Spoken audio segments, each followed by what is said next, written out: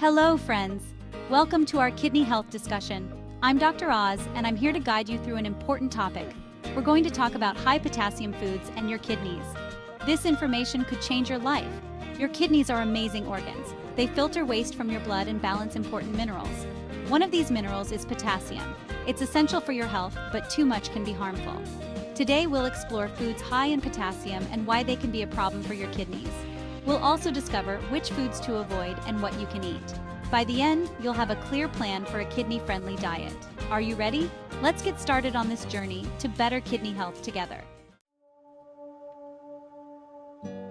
Let's start with the basics. What exactly are high potassium foods? Simply put, these are foods that contain a lot of potassium. Potassium is a mineral that's found in many foods and is important for your body.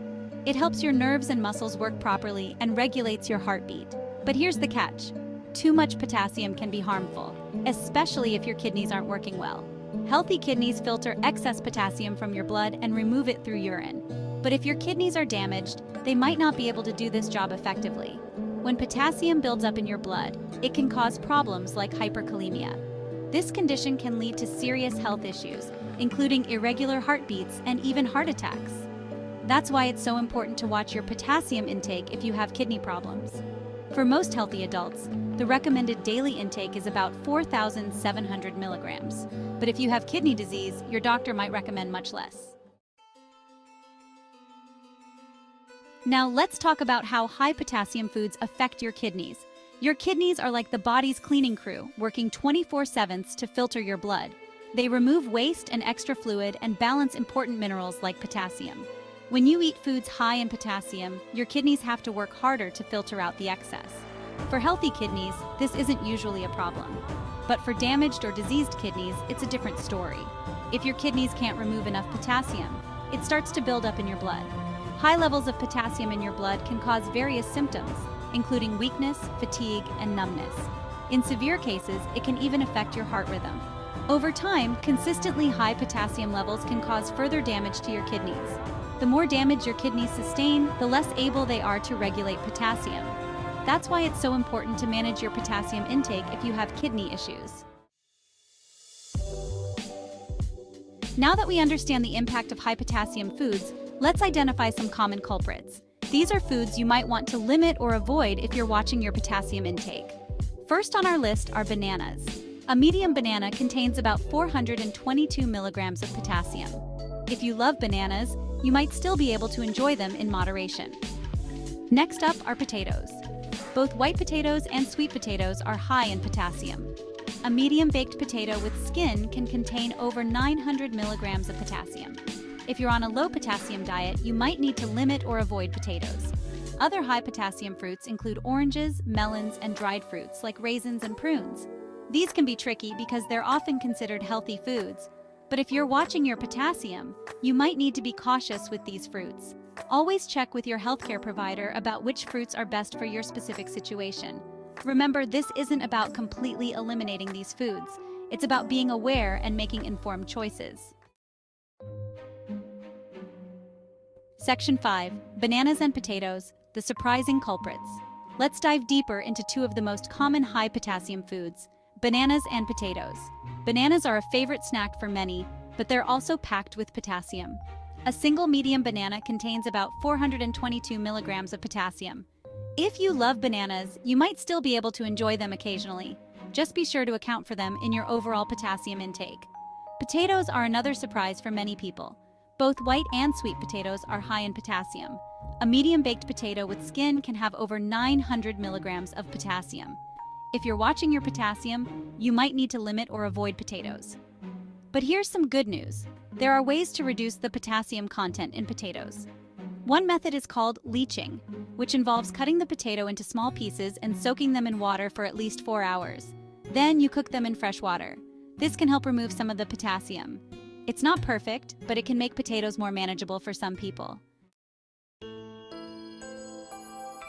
Section 6. Leafy greens and beans, hidden dangers. Now let's talk about some foods that might surprise you with their high potassium content. Leafy greens like spinach, kale, and Swiss chard are packed with nutrients but also high in potassium. For example, 1 cup of cooked spinach contains about 840 milligrams of potassium. If you love your greens, there are lower potassium options like lettuce and cabbage. Beans are another food to watch out for. They're a great source of protein and fiber, but also high in potassium. A half cup of cooked kidney beans contains about 358 milligrams of potassium. Other high potassium beans include lima beans and soybeans. If you're watching your potassium, you might need to limit your bean intake. Boiling vegetables and discarding the water can help reduce their potassium content. This works for both leafy greens and beans. It's not a perfect solution, but it can help if you really want to include these foods in your diet.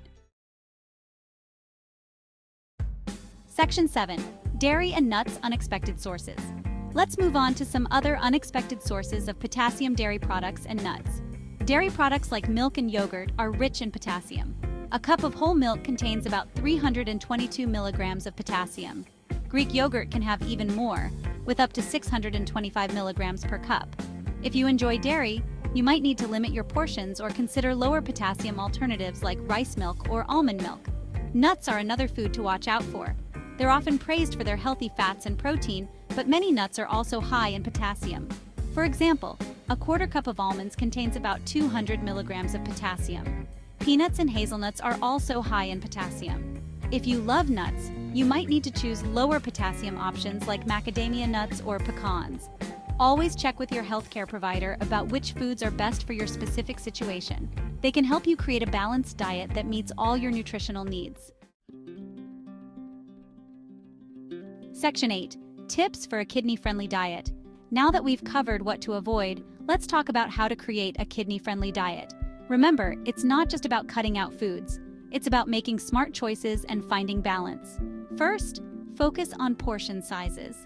Even if a food is high in potassium, you might be able to enjoy it in small amounts. Use measuring cups or a food scale to ensure you're not overdoing it. Next, try to balance high potassium foods with low potassium options.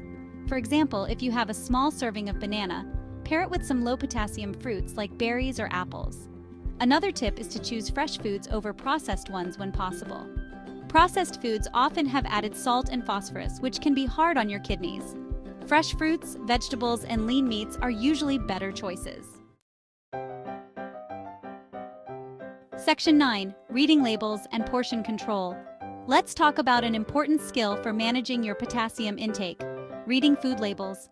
When you look at a food label, check the serving size first. All the information on the label is based on this serving size. Next, look for the potassium content. It's usually listed in milligrams and as a percentage of the daily value. If you're on a low potassium diet, your doctor might recommend limiting your intake to 2,000 milligrams per day. In this case, you'd want to choose foods with a low percentage of the daily value for potassium. Foods with less than 5% daily value per serving are considered low in potassium. Portion control goes hand in hand with reading labels. Even low potassium foods can add up if you eat too much. Use measuring cups or a food scale to ensure you're sticking to the recommended serving sizes. This can help you keep your potassium intake in check while still enjoying a variety of foods. Section 10. Cooking methods to reduce potassium. Now, let's explore some cooking methods that can help reduce the potassium content in foods. These techniques can be especially helpful if you want to include some higher potassium foods in your diet. One effective method is leaching. This works well for vegetables like potatoes, sweet potatoes, carrots, and beets. To leach vegetables, peel them and cut them into small pieces. Then, soak them in warm water for at least 2 hours. After soaking, rinse the vegetables and cook them in fresh water. This process can remove up to 50% of the potassium. Another technique is double boiling. This works for both vegetables and legumes. Start by boiling the food in water. Then drain the water and boil the food again in fresh water. For leafy greens, boiling is your best bet. Boil the greens in a large amount of water, then drain them.